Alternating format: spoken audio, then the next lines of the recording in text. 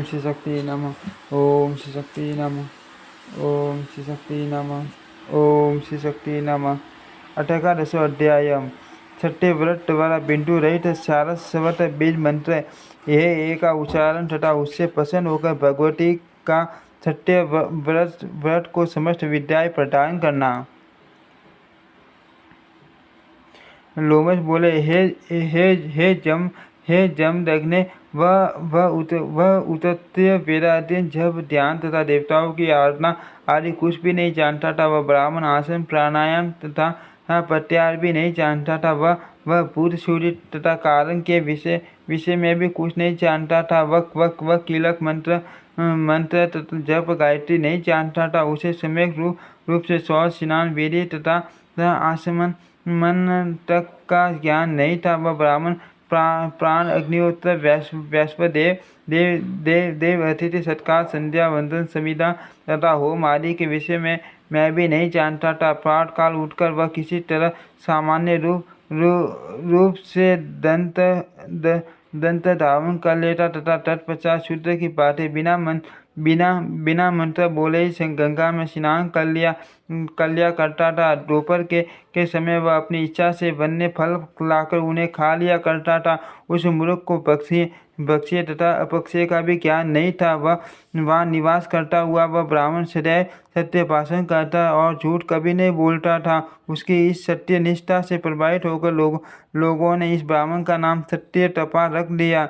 वह न तो कभी किसी का अहित करता था और न अविहित कार्य ही करता था। वह यही सोचता हुआ निडर होकर उस कुटी में सोता था कि मेरी मृत्यु कब होगी। मैं इस वन में दुख पूर्वक जी रहा हूँ। मुझे मूर्ख के जीवन को धिक्कार है, अतः मेरा शीघ्र मर जाना ही उत्तम है।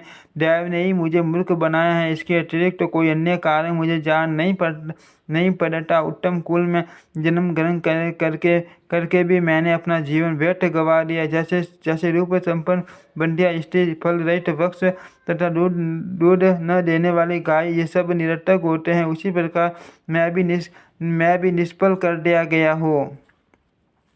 मैं देव को दोष क्यों दूँ? निश्चित रूप से मेरा कर्म ही ऐसा था। मैंने पुस्तक लिखकर उसे किसी महात्मा ब्राह्मण को दान नहीं दिया। मैंने पूर्व जन्म में उत्तम विद्या का भी दान नहीं दिया। इसीलिए प्रारब्धवश इस जन्म में मूर्ख और अधम ब्राह्मण हुआ। मैंने किसी तीर्थ में तप नहीं किया और न साधुओं की सेवा की। धन दान से मैंने ब्राह्मणों की पूजा भी नहीं की। इसी कारण मैं ऐसा दुर्बुद्धि हुआ। मेरे साथ के बहुत से मुनि कुमार वेद शास्त्र में पारंगत हो गए, किंतु मैं न जाने किस दुर्विपाक से महामूर्ख रह गया। मैं तप करना भी नहीं जानता। तब कौन सी साधना करूँ? अब तो मेरा यह सब सोचना भी व्यर्थ है, क्योंकि मेरा भाग्य ही अच्छा नहीं है।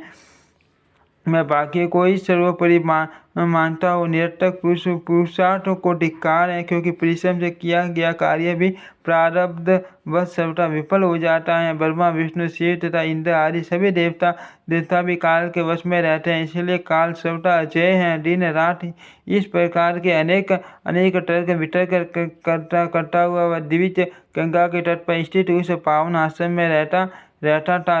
अब वह ब्राह्मण सर्वथा विरक्त हो गया और उस निर्जन वन में स्थित आश्रम में रहता हुआ शांत होकर समय बिताने लगा। इस प्रकार निर्मल जल वाले उस वन में रहते हुए उस ब्राह्मण के 14 वर्ष बीत गए, पर उसने न कोई जप किया, न आराधना की और न कोई मंत्र ही वह जान सका। केवल उसने वन में रहकर कालक्षेप ही किया।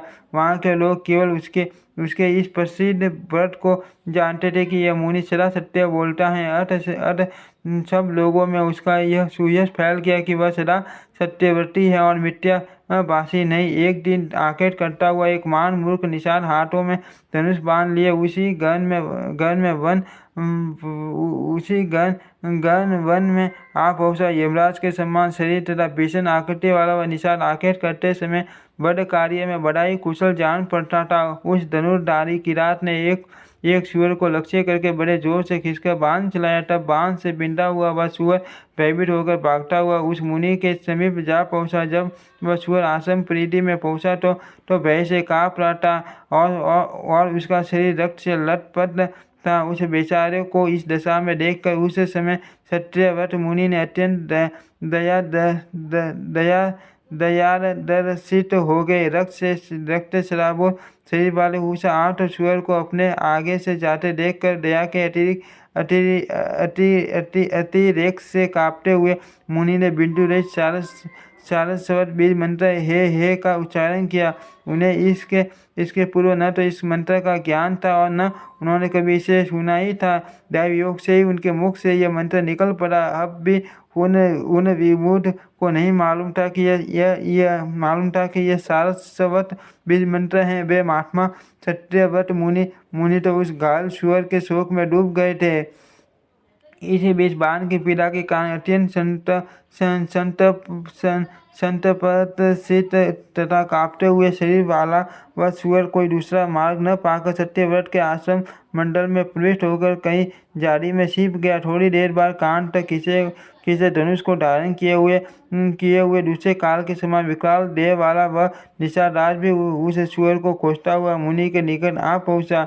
वहाँ कुशान पर बैठे हुए अद्वितीय सत्यव्रत मुनि को देखकर वह व्याग प्रणाम करके उनके सामने खड़ा हो गया और पूछने लगा, हे दिविजय राज, वह सूअर कहाँ गया?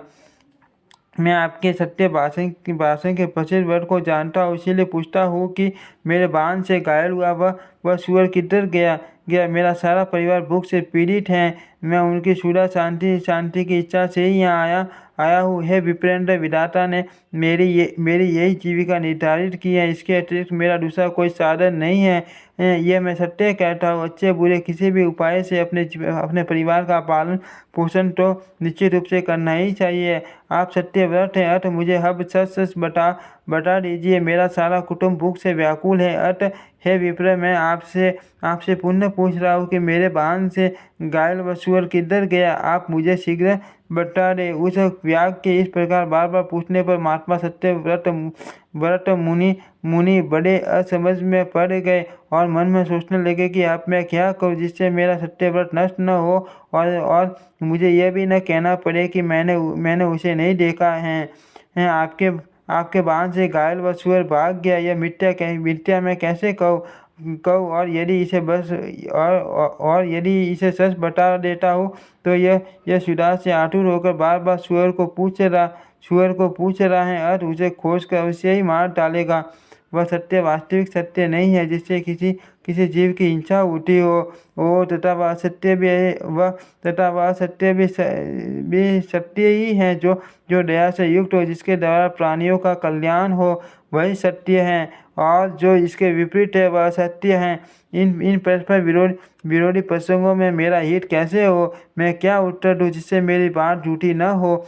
लोमस मुनि ने कहा, हे ब्राह्मण, ऐसा विचार करते हुए वे सत्यव्रत मुनि धर्म संकट में पड़ गए और व्याग को यथोचित उत्तर नहीं दे सके। बाण से आठ सूअर को देखकर मुनि सत्यव्रत के द्वारा जो करुणा युक्त हे शब्द उच्चारित हो गया था, उस अपने बीज मंत्र ने प्रसन्न होकर भगवती शिवा ने उन्हें दुर्लभ विद्या दे दी। देवी के बीज मंत्र का उच्चारण करते ही मुनि सत्यव्रत के हृदय में समस्त विद्या प्रस्फुटित हो गई और वे उसी प्रकार से कवि हो गए जिस प्रकार पूर्व काल में महर्षि वाल्मीकि। तत्पश्चात सत्यकाम धर्मात्मा तथा दयालु ब्राह्मण सत्यव्रत ने अपने सामने खड़े उस धनुर्धारी व्याग से एक श्लोक इस प्रकार का, जो आँख देखती है वह बोलती नहीं और जो वाणी बोलती है वह देखती नहीं, अत अपने ही प्रयोजन की सिद्धि में तत्पर है। व्याग, आप बार बार क्यों पूछ रहे हो? उस मुनि के ऐसा कहने पर पशुओं का वध करने वाला वह व्याघ उस सूअर से निराश होकर अपने घर लौट गया। इस प्रकार वह सत्यव्रत नाम का ब्राह्मण दूसरे वाल्मीकि के समान कवि हो गए और समस्त लोकों में प्रख्यात हो गए। तत्पश्चात उन सत्यव्रत ब्राह्मण ने सारस्वत बीज मंत्र का विधि पूर्वक जप किया और वे पृथ्वी तल पर पंडित के रूप में अत्यधिक विख्यात हो गए। अब ब्राह्मण लोग प्रत्येक पर उनका यशोगान करने लगे और मुनिगण उनके विस्तृत आख्यान की निरंतर प्रशंसा करने लगे।